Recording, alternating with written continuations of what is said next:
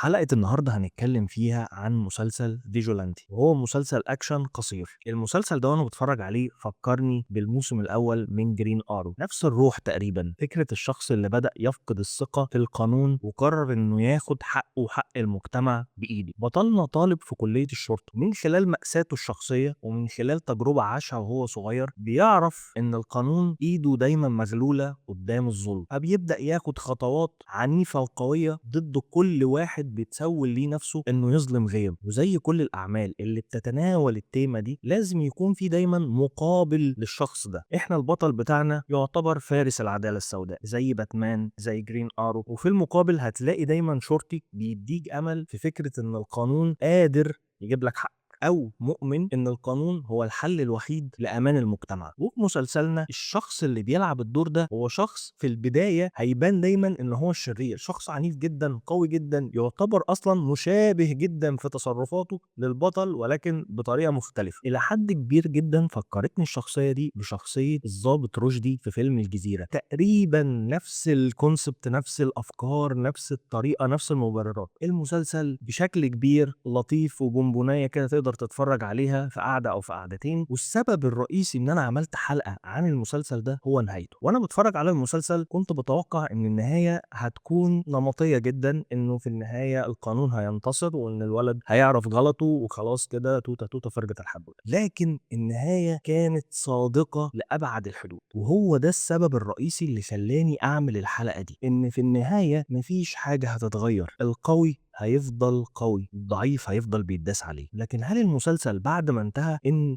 البطل مكمل في طريقه وان مفيش حاجه اتغيرت؟ هل هو فعلا بيدعو للعنف؟ هل هو بيدعو لان كل واحد ياخد حقه ونفعل قانون الغاب؟ بالعكس تماما، المسلسل بيحاول يقول لكل المجتمعات اللي في الدنيا ايا كان جنسك، لونك، ايا كان شكلك ايه، القانون هو الامل الوحيد للمجتمع انه يعيش في سلام. الضعيف لازم القانون يحميه، لان الضعيف هيجي عليه وقت لما يلاقي ان مفيش حل قدامه غير انه يستخدم ايده. ساعتها محدش هيكون امن، لا القوي ولا الضعيف، لا الغني ولا الفقير. القانون اتعمل عشان يحمي الكل، عشان الكل يعيش سواسية، اللي بيغلط بيتحاسب، والا هيجي علينا وقت هنرجع تاني لزمن الحرافيش. يا اختي فتوت حتتنا وحمينا.